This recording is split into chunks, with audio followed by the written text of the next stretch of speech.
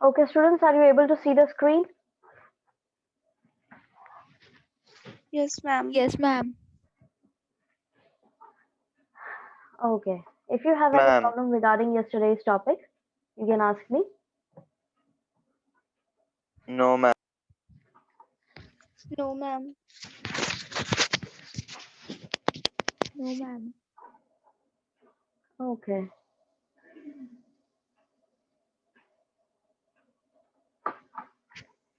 Okay. Then we have to start the crisis of the 14th century. Uh, अब यहाँ पर क्या हुआ था 14th सेंचुरी के अंदर, जैसे कि हमने पहले पढ़ा था चर्चेस के बारे में कि वहां पर स्टेन ग्लास वगैरह ये सब चीजें लगाई जाती थी। अब जो है अब हम पढ़ेंगे कि वहां पे 14th सेंचुरी के अंदर क्या चेंजेस आ रहे थे। By the early 14th century Europe's economic expansion slowed down. This was due to three factors. अब 14th सेंचुरी की शुरुआत में ही यूरोप के अंदर जो इकोनॉमिक एक्सपेंशन यानी आर्थिक व्यवस्था जो इनकी बहुत एक्सपेंड हो रही थी वो धीमी पड़ने लगी थी। अब this was due to three factors, ये तीन फैक्टर्स के कारण हुआ था। In northern Europe, by the end of the 13th century, the warm summers of the previous 300 years had given way to bitterly cold summers.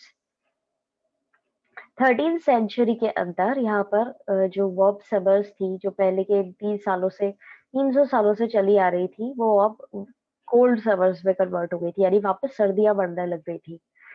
जैसे कि हमने इस चैप्टर के पहले भी पढ़ा था कि यहाँ पे क्लाइमेटिक कंडीशंस जो है वो बहुत ज्यादा सीवियर कोल्ड में रहती थी, ठंडा रहता था। इस वजह से यहाँ पे एग्रीकल्चरल एक्टिविटीज इतनी ज्यादा फ्लरिश नहीं कर रही थी। वहीं अब वापस से बीच में जब गर्मियां आने लग गई थी और इनको ज्यादा समय मिलने लगा था एग्रीकल्चरल एक्टिविटीज के लिए, और वो वापस से चीज खराब हो गई थी, यानी कि वापस से इनके समर्स जो है वो कोल्ड समर्स में हो गई थी, यानी कि समर्स के अंदर जो सीजन रहता था वो ना रह करके वापस से ठंड बढ़ गई थी। Seasons for growing crops were reduced by a month and it became difficult to grow crops on higher ground. जो सीजन्स रहा था क्रॉप्स उगाने का वो वापस से एक मंथ तक ही शिफ्ट हो गया था। It became difficult to grow crops on higher ground, यानी कि ऊपर के जो ग्राउंड्स थे, यानी कि जो पहले ये यूज कर लिया करते थे वो वहां पर क्रॉप्स नहीं उगा पा रहे थे, खेती बाड़ी नहीं कर पा रहे थे हायर लैंड पे, क्योंकि वहां पर अब वो बर्फ पड़ने लग गई थी, ठंडक बहुत ज्यादा हो रही थी। Storms and oceanic flooding destroyed many farmsteads. अब तूफान और ओशनिक फ्लडिंग जो है उससे भी कई सारे खेत जो है उनमें दिक्कतें हुई थी, यानी कि नुकसान पहुंचा था, विच resulted in less income and taxes for government. अब इतना सारा नुकसान होने के बाद में ही गवर्नमेंट जो है उसको भी बहुत नुकसान हुआ था। अब उनको इनकम नहीं मिल रही थी, टैक्सेस नहीं पे कर पा रहे थे लोग बाग। The opportunities offered by favorable climatic conditions before the 13th century had led to the large-scale reclamation of the land of forest and pastures for agriculture. अब ये जो मौके थे, जो पहले favorable climatic conditions थी 13th century से पहले, उसमें क्या हुआ था, बहुत ज्यादा एरिया में ये लोग क्या करने लगे थे, फॉरेस्ट लैंड हो या पेस्चर्स हो एग्रीकल्चर के लिए, वो सब इन्होंने सही कर लिया था, सेट कर लिया था।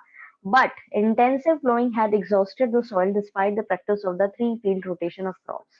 लेकिन बहुत ज्यादा खेती बाड़ी करने की वजह से और भले ही इन्होंने three field rotation of crops वाला सिस्टम अपनाया था, उसके बावजूद भी जो है सॉइल की जो फर्टिलिटी थी वो कम हो गई थी, because clearance was not accompanied by proper soil conservation. क्यों हुआ था ऐसा? क्योंकि जो प्रॉपर सॉइल कंजर्वेशन होना चाहिए था वो प्रॉपरली नहीं हुआ था। The shortage of pasturage reduced the number of cattle. अब pasturage की शॉर्टेज हो गई थी, यानी कि उनके जो चारा होता है उसकी शॉर्टेज हो गई थी, इससे जो नंबर ऑफ कैटल है यानी जानवर जो थे वो भी कम हो गए थे। Population growth was outstripping resources and immediate result was famine. अब क्या हो रहा था, पॉपुलेशन ग्रोथ जो है वो बढ़ रही थी और रिसोर्सेज कम हो रहे थे, इसी के कारण वहां पे फेमाइन आ गया। Severe famine hits Europe between 1315 to 1317 and followed in 1320s by massive cattle death. अब कई सारे फेमाइन्स हिट करे यूरोप को 1315 से 1370 के बीच में, और फिर उसके बाद में 1320s पे बहुत ज्यादा अमाउंट में यहाँ पर जानवरों की मृत्यु हुई, डेथ हुई। इस पैराग्राफ के अंदर किसी को कोई चीज समझ में नहीं आई है तो पूछ सकते हैं।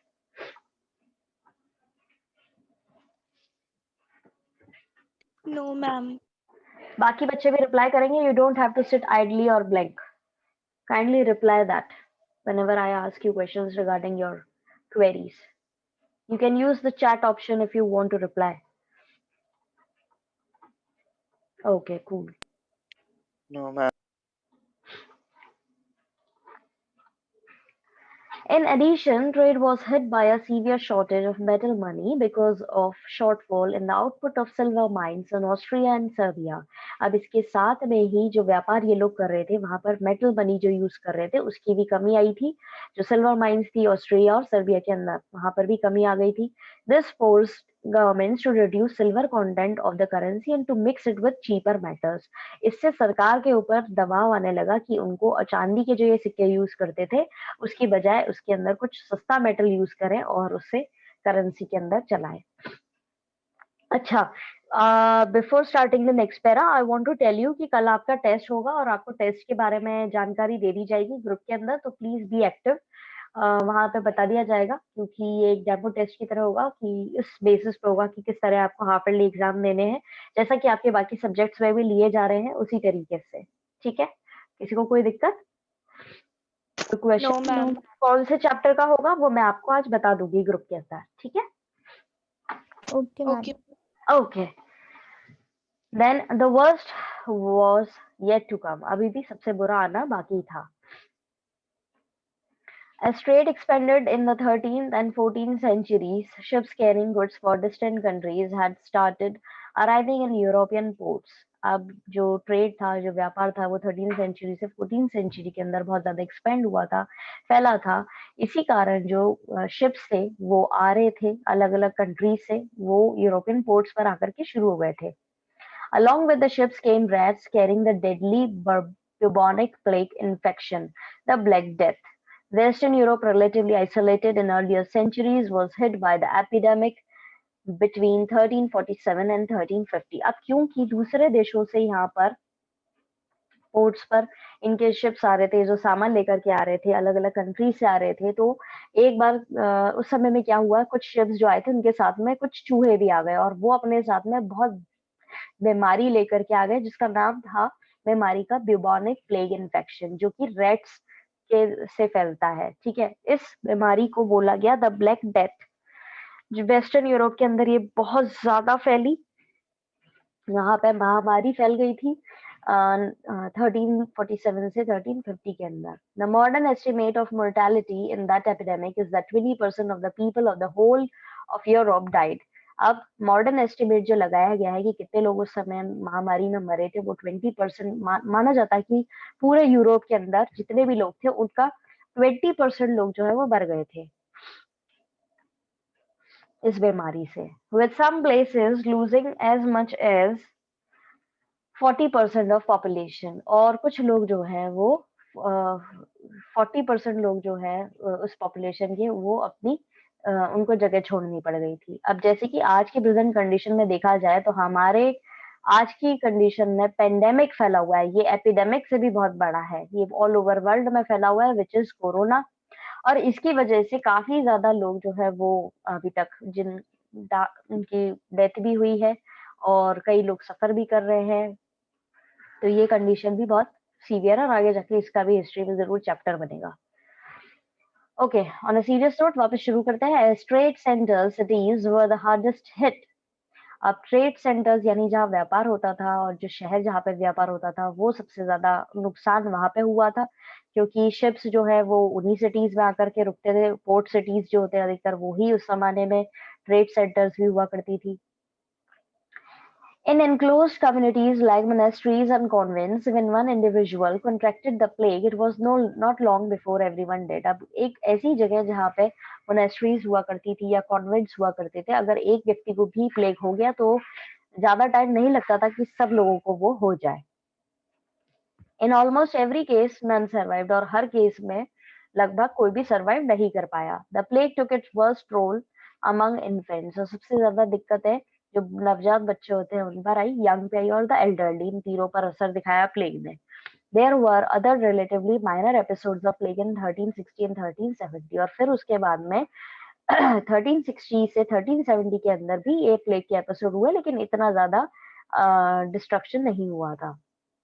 The population of Europe, 73 million in 1300, stood reduced to 45 million in 1400. जो population 1300 के अंदर यूरोप की 73 मिलियन थी, वो अब घट करके 45 मिलियन ही रह गई थी 1400 के दौरान, 14th सेंचुरी के दौरान. This catastrophe combined with economic crisis and caused immense social dislocation.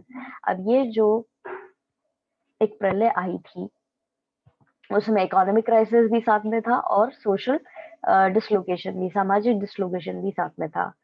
The population resulted in major shortage of labor. अब बहुत ज्यादा लोग मर गए थे, इस कारण डिपॉपुलेशन हो गई थी, ठीक है, और उसी के कारण यहाँ पर मजदूरी करने वाले लोग जो हैं वो कम हो गए थे. Serious imbalances were created between agriculture and manufacture. और बहुत ज्यादा असंतुलन हो गया था एग्रीकल्चरल एक्टिविटीज के बीच में और मैन्युफैक्चर के बीच में, because there were not enough people to engage in both equally, क्योंकि वहां पर लोग ही नहीं बचे थे काम करने के लिए, इक्वली काम कर पाए जो दोनों ही चीजों पर. प्राइसेस जो थी एग्रीकल्चरल चीजों की, वो उनकी कीमतें कम हो गई थी, as there were fewer people to buy, क्योंकि लोग बाग बहुत कम बचे थे खरीदने वाले. Wage rates increase because the demand for labour, particularly agricultural labor, rose in England by as much 250% in the aftermath of Black Death. अब Black Death जो बीमारी फैली थी, उसके बाद में एग्रीकल्चर काम करने वाले जो थे, किसान वगैरह जो थे, जो वो काम किया करते थे, उनकी प्राइसेस बहुत ज्यादा बढ़ गई थी, क्योंकि मजदूर वहां पे बचे नहीं थे. इसीलिए कहा जाता है कि वहां पे जो उनको तनख्वाह दी जाती थी या सैलरी दी जाती थी, वो बढ़ करके 250% बढ़ गई थी ब्लैक डेथ के बाद, इतना ज्यादा, क्योंकि वहां पे लेबर भी बचा था. The surviving labor force could now demand twice their earlier wages. और जो वहाँ पे सर्वाइव कर रहे थे लोग, जो मजदूर वहां बचे थे, वो अब अपने पहले की तनख्वाह से डबल जो है डिमांड करते थे, कि अगर आपको हमसे काम करवाना है तो डबल डिमांड करते थे वो. इस पैराग्राफ के अंदर किसी को कोई भी दिक्कत आई हो, कोई चीज समझ में नहीं आई हो, तो अभी आप लोग पूछ सकते हैं. No, ma'am. No, ma'am. Okay.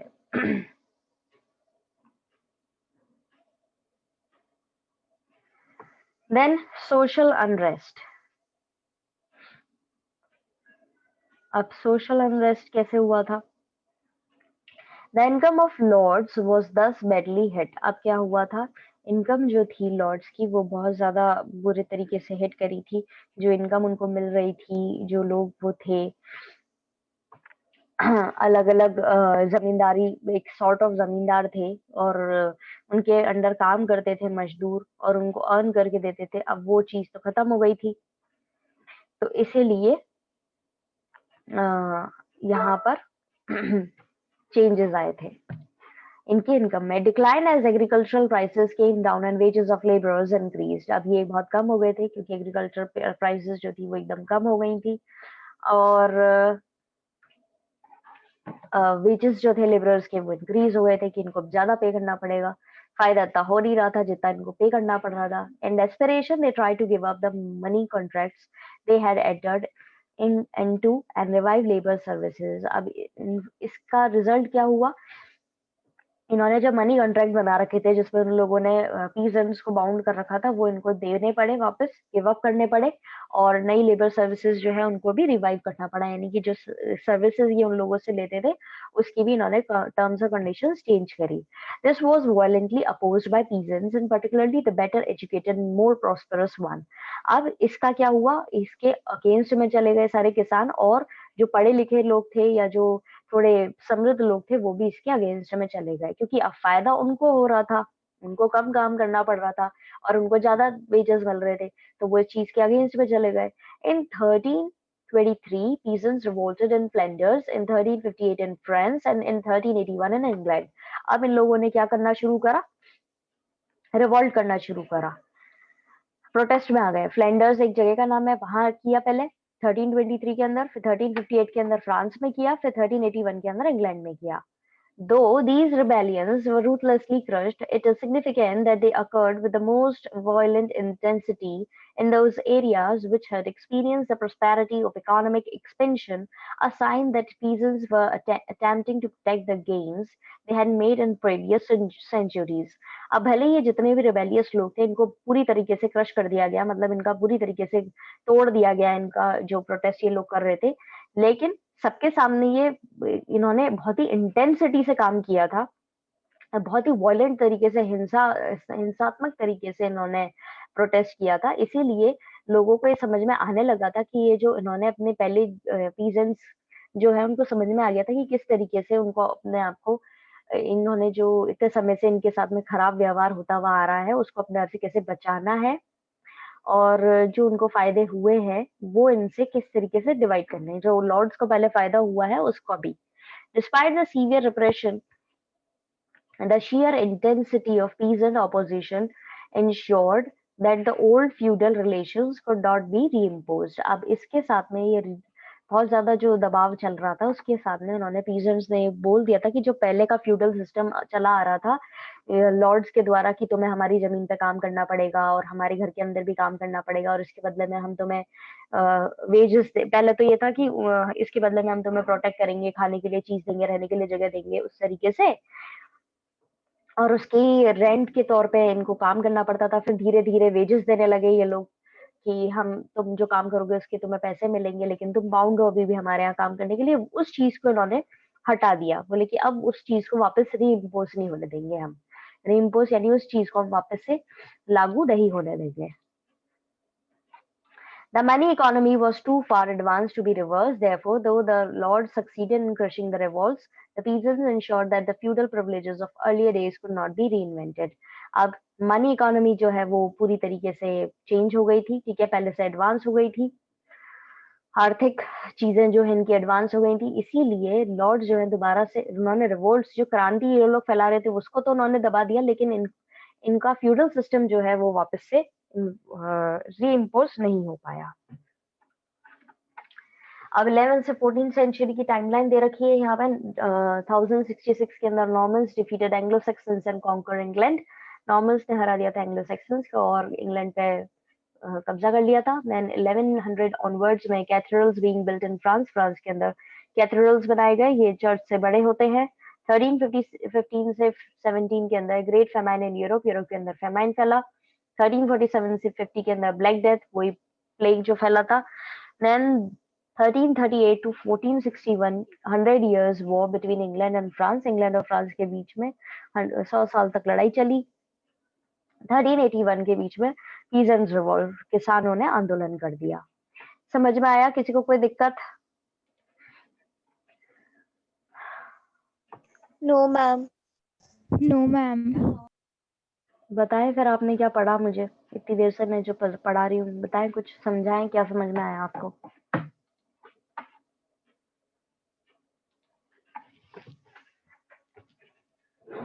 बताइए क्या पढ़ा फिर आज आपने, क्या रिवाइज किया?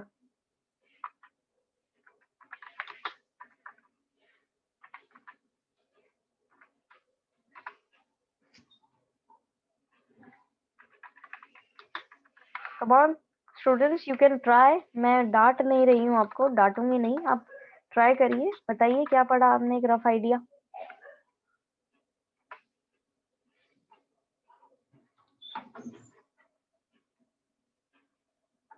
कोशिश करो, कोशिश नहीं करोगे तो कैसे चलेगा? एग्जाम में क्या करोगे?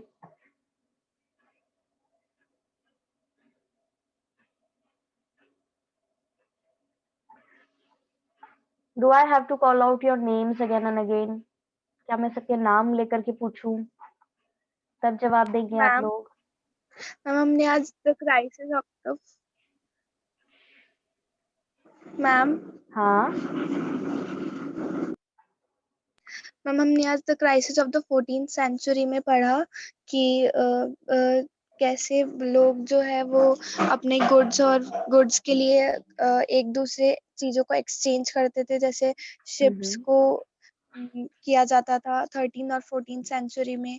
और फिर उसके बाद ये इन कुछ कंट्रीज में ऐसे होने लगा और फिर उसके बाद जब रेड से जब ये बीमारी फैलने लगी थी, प्लेग, तो फिर उसको एक नाम दे दिया था प्रॉपर कि ये ब्लैक डेथ है।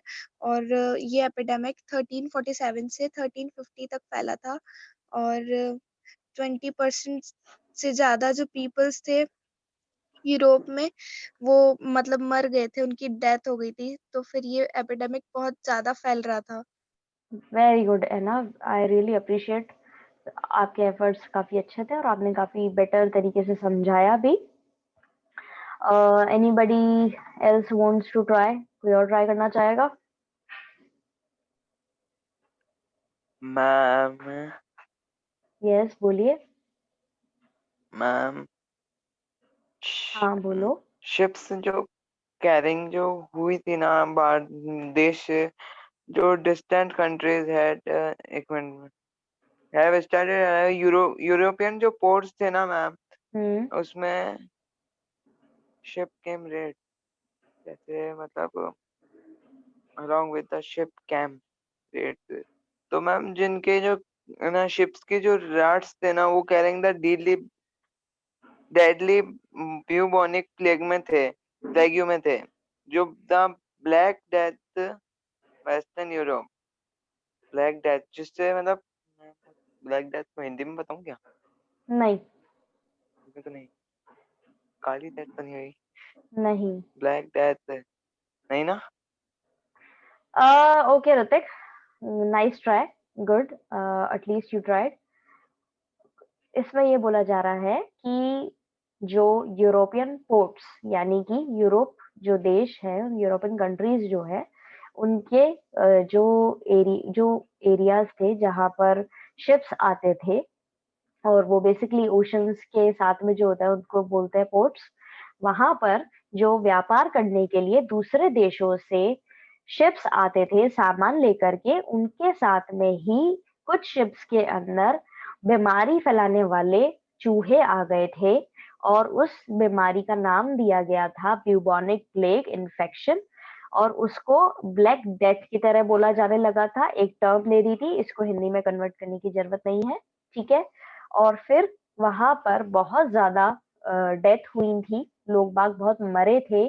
जो 20% यूरोपियंस थे, उनकी डेथ हो गई थी इस एपिडेमिक के अंदर। और कुछ लोगों ने अपनी जगह बदल ली थी, ठीक है, क्योंकि वहां पे बीमारी फैली हुई थी, इन्फेक्शन फैला हुआ था, इसलिए। ठीक है, अब समझ में आया सबको? Yes ma'am. ओके, तो यस मैम। अब हम ये पॉलिटिकल चेंजेस वाला जो है ये कल शुरू करेंगे। और please Kanjar up your problems, collect up your problems, जो भी आपकी प्रॉब्लम्स हो वो डिस्कस करेंगे हम कल इस चैप्टर्स के रिविजन्स के साथ में ही। और मैं आपको बता दूंगी आपके 11th आर्ट्स का जो ग्रुप है उसमें भी, और जो आपका अटेंडेंस वाला ग्रुप है उसके अंदर भी मैं बता दूंगी कि हिस्ट्री में कौन सी चैप्टर का टेस्ट होगा या पॉलिटिकल में कौन सी चैप्टर का टेस्ट होगा, ठीक है। और कल आपका टेस्ट जो होगा वो एक डेमो टेस्ट की तरह होगा, जिससे आपको आइडिया हो जाएगा कि आपको हाफ ईयरली एग्जाम किस तरीके से होंगे, ठीक है students? Thank you ma'am. Okay बेटा, have a nice day ahead, God bless you all.